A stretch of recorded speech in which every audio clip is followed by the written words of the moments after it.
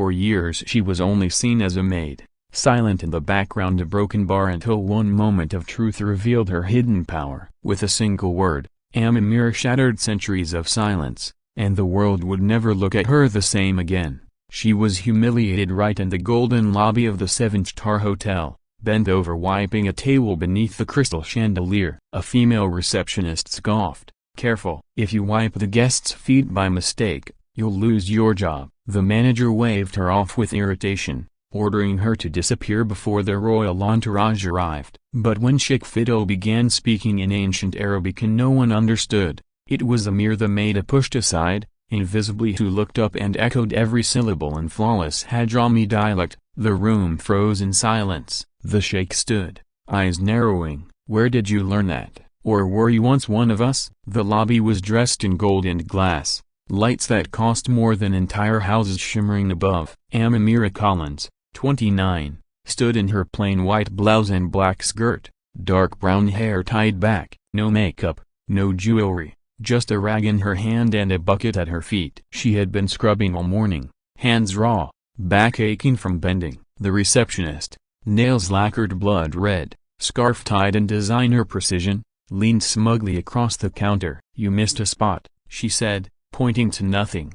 Amir nodded silently and kept wiping. She was used to being treated like she was less than the marble floor she polished. They saw the uniform, the quiet way she moved, and assumed she was nobody. But she was far from nobody. The hotel pulsed with nervous energy that day. Sheikh Fiddle bin Nasser, oil tycoon, was coming. Staff had polished, practiced, drilled their smiles. Amamira worked without fuss, table to table, her focus steady. But the manager, wiry with a permanent scowl, spotted her near the entrance. "Move," he hissed, flapping his arms like she was a stray dog. "Don't stand there." Amir stepped aside, lowering her eyes. The receptionist laughed loud enough for all to hear. Guests nearby chuckled, glances sliding over her like she was furniture. She bowed her head, whispered an apology, and retreated to the corner. But her sharp eyes never left the entourage as they entered. Nearby, a pack of influencers draped in gold watches and luxury labels lounged beneath the chandelier, taking selfies. One, a woman with a spray tan and loud laugh, spotted Amir. "Oh my God, look at her shoes," she shouted, ensuring all could hear. "Did you steal those from a thrift store?" Her friends howled with laughter. Amamira's hand froze mid-wipe, her plain black flats scuffed but spotless. She didn't answer. The influencer raised her phone, filming. "Smile for my story, maid lady." Amir's jaw tightened, but she remained silent. She only lifted her gaze for a second, just long enough to make the woman flinch and look away. The sheikh entered like he owned the air itself, his robes crisp, his presence heavy. His entourage in suits and sunglasses murmured around him. Staff scrambled to bow, offer drinks, smile. Amamira lingered in her corner, polishing a forgotten side table. She was meant to be invisible, but she heard every word as the sheikh spoke, his voice deep, rolling in ancient Arabic so old most scholars only encountered it in manuscripts. "No one here understands us," he said. "Speak freely." His aides discussed risky oil deals near disputed borders, voices low, nervous. "If anyone records this, we're finished," one muttered. Amamira's hand stilled. She opened her phone, not to record, but to access an app she had built herself, one that translated ancient dialects in real time. A hotel guest, suited and smug, noticed her phone. "What's this? Playing games on the job?" he said loudly, pulling the manager's attention. The manager stormed over. "Put that away, you're embarrassing us." Amir slipped the phone into her pocket. "I was checking something," she said softly. The guest sneered. "Checking how to mop better?" The crowd erupted in cruel laughter. Her fingers curled around her bucket, but she said nothing. She simply moved to another table. An aide, tall with slicked back hair, caught her glance. "Hey, you! Do you understand?" His voice cracked the air. All eyes swung to her. The receptionist smirked. "Don't think working here gives you the right to spy on royalty," another aide snapped, disgust dripping from his tone. The manager's face flushed. "Go to the storage room. Now, you're banned from the lobby." Amamira bowed her head slightly. "I didn't mean to," I only know a little Arabic. The aides burst into laughter. Arabic?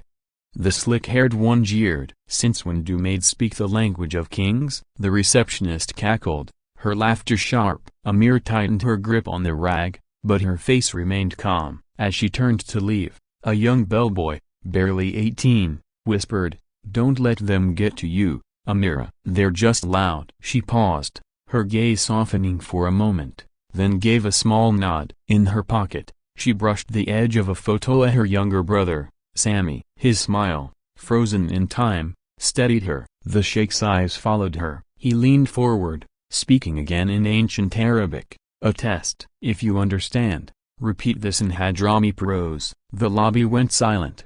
Not even the hotel's translator could manage it. Amira stopped walking. She turned, folded her hands in front of her like court etiquette, and repeated his words perfectly, her voice smooth, cadence exact. A goblet slipped from an aide's hand, clattering to the marble. The sheikh stood abruptly. "What is your name?" he asked, voice sharp as steel. The manager lunged. "Silence!" he hissed. "You'll be fired." The receptionist whispered with venom, "She's digging her own grave." Jewelry-clad women scoffed. "Throw her out." Amir bowed her head. "I only answer because you asked." The sheikh raised a hand. Silence fell instantly. His gaze drilled into her face, searching. In the chaos, an older general pointed a shaking finger. "You were in Ankara, 2016. Cedar Tree, that was your voice." Gasps rippled through the room. Cedar Tree, the code name of the mysterious translator who once prevented two nations from war. The manager staggered. The aides exchanged fearful glances. The sheikh sat slowly, his expression unreadable. "Why are you here?" "Working as a maid." Her fingers brushed the photo of her brother. "I left," she said softly. "I've done enough." The sheikh nodded. "But today, I need you one more time." A young ambitious aide burst out. "This is madness. She's a maid, not a diplomat. She's probably lying." The murmur of agreement spread. Amir stood still, folding her rag with quiet precision, setting it neatly on a table. The gesture silenced the room more than shouting could. Another aide sneered. "Prove it. Speak extinct Bada in Arabic." The crowd leaned in, waiting for her failure. Amira didn't blink. She sang, her voice carrying a folk song of the Al-Harif tribe. Haunting, flawless, unforgettable. The young aide blanched. "Impossible," he whispered. "Only someone raised among them would know." Amir's eyes held steady. "I lived with them 2 years." The truth landed like a stone in water, rippling through the lobby. From the kitchen door, a chef dropped his tray of glasses. His hands trembled. "My grandmother sang that song," he said, voice breaking. "How do you know it?" Amir's face softened. "I listened," she replied simply. The sheikh rose with authority. He extended his hand. "Amira Collins, come with me to Geneva." Gasps tore through the room. The manager froze. The aides bowed in stunned respect. The receptionist's face drained pale. Amir removed her apron, folding it carefully over her arm. "I don't need fame," she said. "I only want my voice used at the right time." As she walked toward the door, cameras already flashed outside. An elderly woman with a cane stopped her. "You remind me of my daughter. She never let them break her either." Amir's expression softened. "Thank you," she whispered, and stepped out. But this wasn't her beginning. Years earlier, she was born into wealth in Yemena, her father a diplomat, her mother a scholar. By 15 she spoke 8 languages, mastering dialects most people had never heard. At 20, she worked for the UK Ministry of Defence, translating coded intelligence that saved lives. Until her brother Sammy was killed by an airstrike, she quit everything. Seeking silence, she wandered, stayed with tribes, learned their songs. An old woman from Ulrif once touched her hand by the fire and said, "You carry our stories now." Amira chose the hotel job deliberately. It wasn't for money. Her family's wealth remained untouched. It was a place to disappear, to hear whispers of power. But that day, the sheikh's ancient words awakened her. She didn't mean to speak, but something inside said, "Not now." "Don't hide." In the storage room, she stared at Sammy's photo under dim light. His smile reminded her why she had walked away. A fellow maid peeked in. "You're stronger than they know," she said gently. Amira nodded, picked up her bucket, and walked back out. Back in the lobby, the air had changed. Staff avoided her gaze. The receptionist had vanished, and aides who mocked her now bent low in respect. She translated steadily, her voice flowing between ancient Arabic, English, and French. The general whispered, "She saved us once. She'll save us again." A journalist approached during a break. "Ms. Collins, how did you learn all this?" Amira's eyes held steady. "By listening," she said, turning away. That night her name spread worldwide. The receptionist was fired in disgrace. The mocking aides vanished from the Sheikh's circle. Amira never gloated. She just kept moving. The Geneva summit awaited. She packed a small bag, plain clothes only, no extravagance. At the airport, a young girl stared at her. "Is that the lady from the news?" The girl whispered. Amira knelt, giving her a worn Yemeni coin. "Keep listening," she told her. In Geneva, chaos ruled. Diplomats shouted, translators fumbled. Amira walked in quietly, her plain skirts dark among tailored suits. Whispers followed, but she ignored them. She took her seat. When a heated border dispute nearly broke the summit, she spoke one line in ancient Arabica, a verse from a poet both sides revered. Silence swept the room. The talks resumed. An older diplomat leaned close. "I never thanked you," he said softly. "You saved lives that night in Ankara."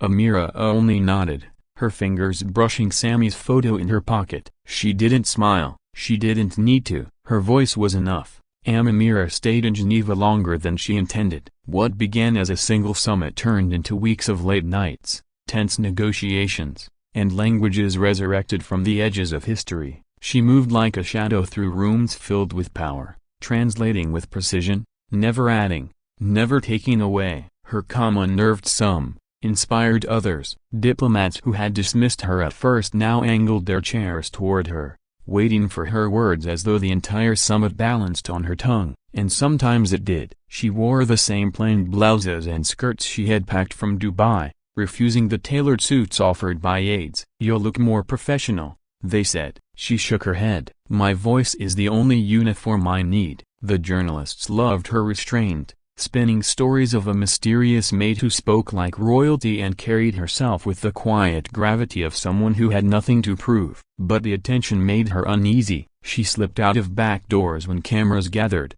walked alone in the cold Geneva nights, her scarf pulled tight. One evening, after hours of negotiation over water rights that nearly collapsed, Amira stepped outside for air. Snow fell in gentle flurries, the streets glowing beneath golden lamps. She reached into her pocket, her fingers brushing Sammy's photo, then the old Yemeni coin she had given the little girl at the airport. That coin had once been Sammy's. He used to call it his lucky charm. She remembered the way he had flipped it through his fingers as a boy, telling her, "Luck doesn't come from coins, Myra. It comes from what you do when nobody's watching." Her breath fogged the air, and for the first time in years, she let herself whisper his name. Sammy. The ache was still raw, but in Geneva, surrounded by strangers, she finally felt the wound beginning to close. Inside, the sheikh watched her closely. He had spoken little about why he trusted her, but his eyes told her he knew more than he let on. One night,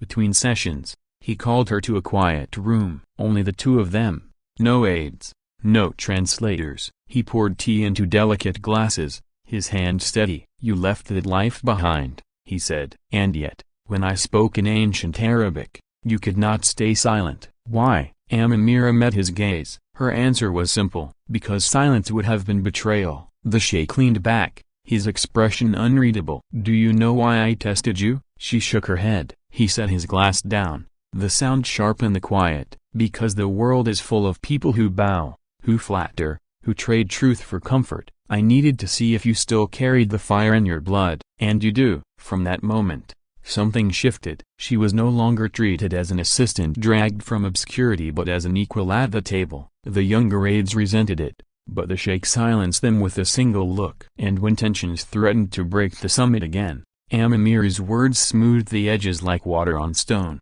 By the third week, her name was in headlines across Europe, the voice of the forgotten tongues. Photos of her walking between marble columns, plain and unadorned, became symbols of humility in a world obsessed with power suits and gold. Her family, long silent in Yemen, saw her face on satellite television. Her mother wept. "She has found her place," she whispered to an empty room, but fame was never Amamiri's aim. One evening, she returned to her hotel and found envelopes slipped under her door, offers from universities, governments, corporations. They wanted her name, her skills, her silence. She gathered them all and burned them in the fireplace, the flames consuming promises of money and prestige. She sat watching the ashes curl, her face calm. At the next session, a diplomat from a fractured nation slammed his fist on the table. "You cannot understand our pain," he roared. Amamira spoke before anyone else could. Her words in his dialect, his grandmother's words, cut through his fury. He stared at her, eyes wide. Slowly, he sat back down. For the rest of the night, he listened. It wasn't long before whispers spread that Amamira Collins wasn't just a translator. She was something rarer, a bridge, a woman who carried stories not written in books, but lived in the voices of people who thought the world had forgotten them. One late night, as the summit stretched toward dawn, a weary journalist cornered her again. His notebook was filled with half-truths and rumors. "Please," he begged, "just tell me who you really are." Amamira looked at him for a long moment. Her eyes were calm, steady, unyielding. Then she answered the same way she always had. "I am someone who listens." And with that, she walked away, her shadow stretching across the marble floor, leaving behind a silence more powerful than any headline. The summit ended weeks later with agreements thought impossible. Borders were stabilized, disputes softened, wars delayed if not avoided. Diplomats shook hands for the cameras, but behind closed doors, they whispered one name. Not the sheikh, not the presidents or ministers. Amamira Collins. When she finally boarded her flight home, she sat by the window, her small bag at her feet. She looked at the sky as the plane lifted into clouds, Sammy's photo warm in her hand. For once, she didn't feel like she was running from her past. She felt like she was walking into the future, one word at a time. The world had called her a maid, a mystery, a miracle, but in her heart, she was only what she had always been, Amira, a woman who refused to let silence win.